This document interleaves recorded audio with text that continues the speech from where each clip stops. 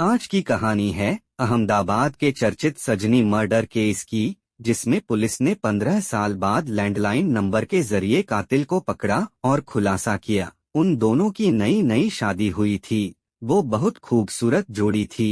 उनकी जोड़ी को देखकर हर कोई हंसता था, लेकिन कोई नहीं जानता था कि ये सिर्फ 3 महीने की कहानी है। हनीमून पीरियड अभी खत्म भी नहीं हुआ था कि लड़की की हत्या कर दी गई। सामने पत्नी की लाश पड़ी थी।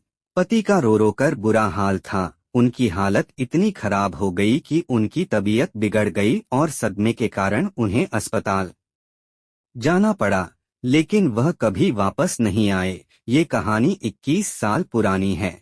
साल 2003 में केरल की रहने वाली सजनी नायर की शादी तरुण जिनराज से हुई। शादी को अभी 3 महीने ही बीते थे कि पत्नी की हत्या कर दी गई। यह मामला काफी चर्चा में आया क्योंकि पति ने पहले तो अपनी पत्नी की मौत का गम होने का नाटक किया और फिर पुलिस की आंखों में धूल झोंककर भाग गया। सजनी की मौत पर तरुण ने खूब घड़ियाली आंसू बहाए। उसने एंजाइटी अटैक का भी नाटक किया, लेकिन यह उसके बचने का तरीका था। सजनी की मौत के अगले ही दिन तरुण फरार हुआ। अब यह साफ हो गया कि हत्या तरुण ने ही की है। गला दबाकर ली गई सजनी की जान, लेकिन कातिल कैसे पकड़ा जाए?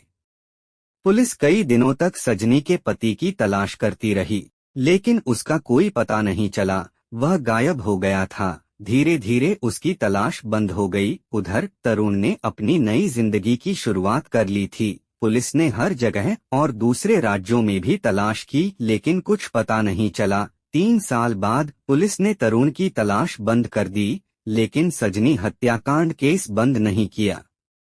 जब सजनी का परिवार मामले के सिलसिले में तत्कालीन सीएम नरेंद्र मोदी से मिला तो 2006 में सीएम कार्यालय से पुलिस विभाग को जांच के लिए संदेश भेजा गया। तब तरुण पर 1 लाख रुपए का इनाम भी घोषित किया गया था। इसी क्रम में पुलिस की मुलाकात तरुण की प्रेमिका से भी हुई, जिसने बताया कि 16 फरवरी को तरुण ने फोन कर शादी के लिए कहा था, लेकिन मैंने हत्यारे से शादी करने से इनकार कर दिया था।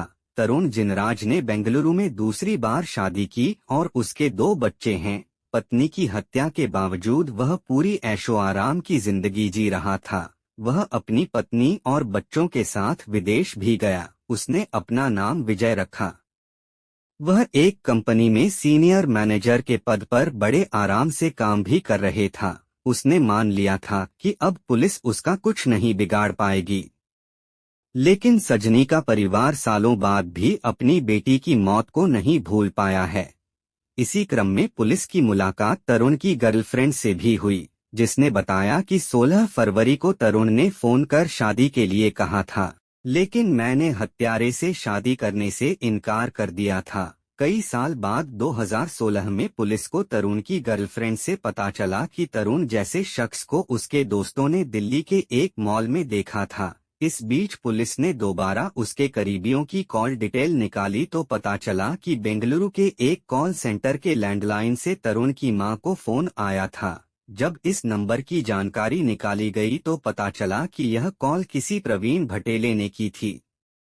पुलिस को शक हुआ तो प्रवीण भटेले के बारे में जानकारी जुटाई। जांच के दौरान क्राइम ब्रांच को पता चला कि प्रवीण भटेले कोई और नहीं बल्कि तरुण है।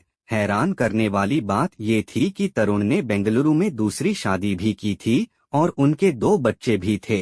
प्रवीण भटेले, जिसकी पहचान तरुण ने चुराई थी, तरुण का पुराना दोस्त था। इस सारी जानकारी के बाद तरुण को गिरफ्तार कर लिया गया। कोर्ट ने तरुण को सजा सुनाई और उसे साबरमती जेल में बंद कर दिया गया। सजनी के परिवार ने भी राहत की सांस ली कि आखिरकार उन्हें 15 साल बाद न्याय मिला।